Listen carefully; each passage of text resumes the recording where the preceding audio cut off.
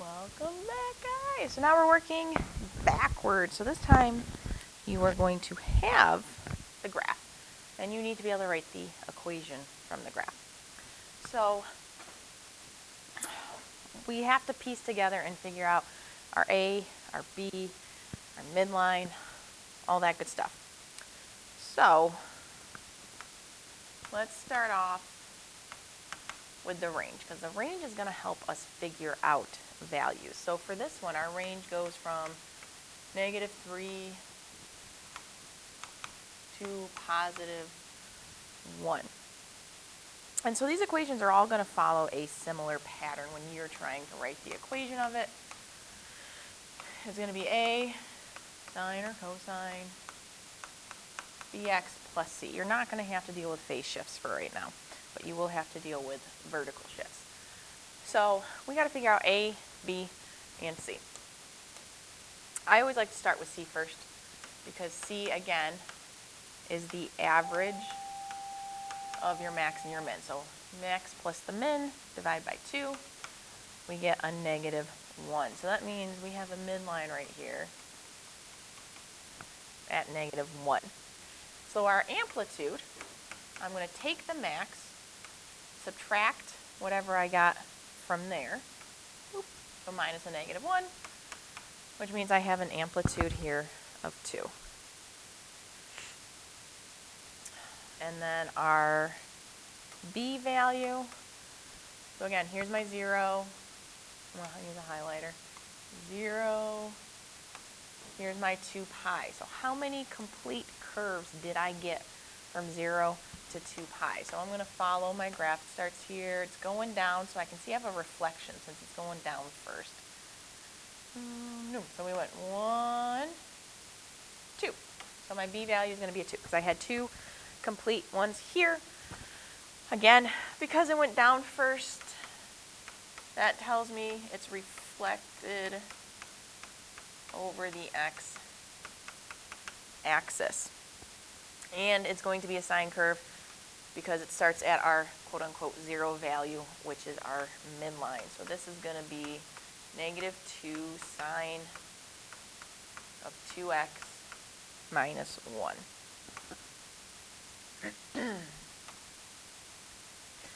So let's try our next one. So again, I'm going to start with my range. This one is going from -1 to 5. So my C value would be -1 plus 5 divided by 2. So my C is a 2. My amplitude is my max minus my C value. So my amplitude here is a 3. And then B, we have to figure out how much of the curve is happening. So from 0 to 2 pi, that is my standard window. I go from high all the way down to low. So that means I have half my curve. And this one is a cosine because it starts high. Starts high, that is a cosine.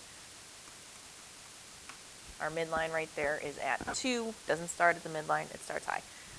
This one's not reflected because it's starting high, so this would be 3 cosine 1/2 x plus 2. So that is the equation that we have there. So now we're going to take a look at some real life kind of real world sinusoidal models. So again, it's either going to follow the sine or cosine model. Amplitude is still the distance that it rises or falls from the midline. C is your midline.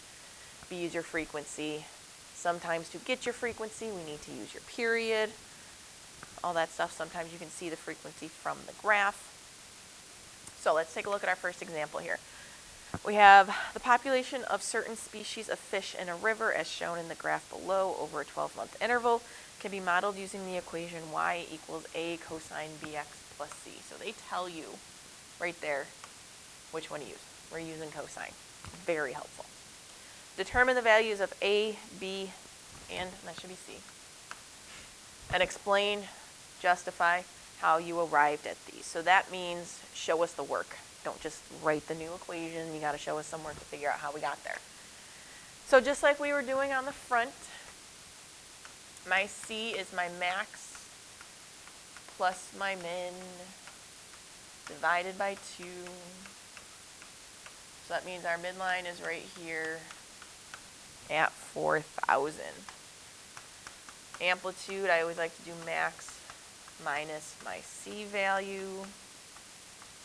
So we have an amplitude here of 2,000, and it starts high, so it's not going to be a negative 2,000.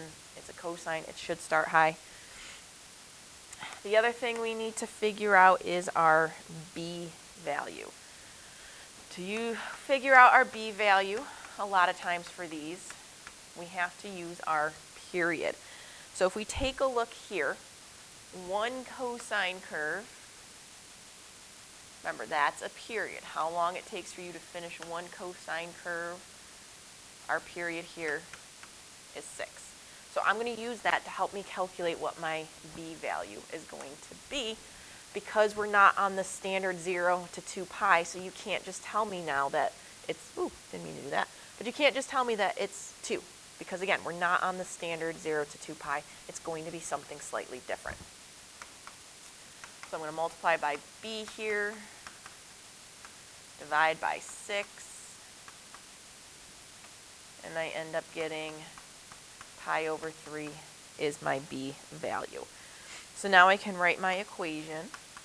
Y equals 2,000 cosine of pi over 3x plus my 4,000. There is the equation of the graph that is drawn up above. So then let's try another one. Excuse me again. So the number of visitors at a resort rises and falls during the year according to the graph in the diagram below. Determine an equation for this graph in terms of the month number, comma, t. So this one I can tell kind of looks like it's following a sine, because it's not starting at a high value. It goes from here and then it's going up. So it's following the pattern of a sine curve, but let's just check to be sure. So C max plus my min divided by 2.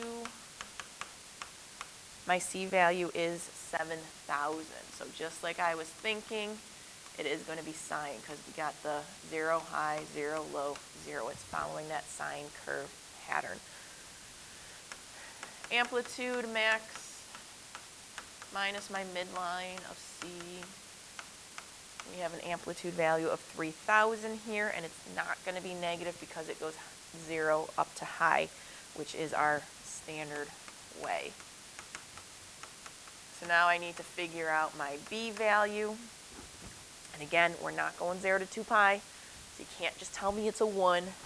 We have to take a look. To complete one entire sine curve, the period is a 12. So it's going to be 2 pi over B equals 12. Times B times B. 2 pi equals 12B. Pi over 6 equals B. So now we can write our equation. A is 3,000. We determined it's a sine curve. Pi over 6t, because they want us to use a t instead of an x. And then plus your midline. So 3,000 sine pi over 6t plus 7,000. So then our last one here, we go back to the tides because that's probably the most common kind of sinusoidal equation you'll actually see. The tides in a particular bay can be modeled with the equation given here. So they're telling us it's going to be a cosine curve. So where t represents the number of hours since high tide and d represents the depth of the water in the bay. The maximum depth of the water is 36 feet. Maximum is 36. Minimum depth is 22 feet, and high tide is hit every 12 hours. There's your period. High tide happens every 12 hours. So on the axis, sketch a graph of this scenario for 2 full periods. Label the points on this curve that represent high and low tide. Okay. So I know I have a max of 36. I'm going to put a break in my graph so I can be at 22, because I'm not following a proper scale to go from 0 to 22. So I put a little break in my graph there to get my low point, 22, high point, 36. Again, high tide is hit every 12 hours, but they want 2 full periods. So I got to do it for up to 24 hours. Period is 12, so my key points, 12 divided by 4, are going to happen every 3 hours. So I'm going to put 3, 6, 9, 12, 15, 18, 21, 24 to get my full 2 curves in there. So now I'm going to kind of start working on part B. In order to help me figure out the rest of it, I got to figure out where my midline is. So my high plus my low divide by 2. My midline is at 29. So there is my midline there. So now, I really can start making my graph at this point in time. It is a cosine again, so that means it's going to start high. They also told us it starts at high tide. So then every 3 hours is when it hits another one of its key points, so that by the time we get to hour 12, it's back at high tide. So it's high tide, 0, low tide, 0, high tide, 0, low tide, 0, high tide. So here's our 2 complete cycles. So now they want us to finish determining the values of A, B, and C. I already figured out C to help me get my graph. My A max minus my midline amplitude is a 7. Period of 12 equals 2 pi over B. Multiply by B, divide by 12. My B value is pi over 6. So I'm just going to write on here. They didn't actually ask me to, but I'm going to write my equation. D equals 7 cosine of pi over 6t plus 29. That's my equation. They do want me to verify my answers and sketch are correct on the calculator. So I'm going to go into my calculator, go into my y equals, type in my equation, which was 7 cosine of pi over 6t plus 29. And then I hit my graph. And then I wait, and nothing shows up. And that is because we need to fix our window. Oops, window. So y min, I'll say 0. Y max, I'll say 40. Because remember, my max was 36. So I want to go just a little bit higher than it so I can actually see my whole graph there. And there it is now. So there is our cosine graph. Although our period is off a little bit. Excuse me. So our graph was off. So we want to fix our x scale. We changed our y scale to get to our y max. We didn't change our x scale. So we need to change it. So our x goes from 0 to 24. And I did by 3s because my key points happened every 3. Excuse me. So now when I look at my graph, there are my 2 complete cosine curves. Just like we have on our paper, it's just stretched out a little bit more than our paper was. So yeah, we got the right one. So now, part C. Tanker boats cannot be in the bay when the depth of the water is less or equal to 25 feet. Set up an inequality and solve it graphically to determine all points in time on the interval of 0 to 24. When tankers cannot be in the bay. Round all answers to the nearest tenth of an hour. So we'll say 25 hits here. So from here to here, a tanker cannot be in my bay. From here to here, a tanker cannot be in the bay. So we have to figure out what those times are. Our inequality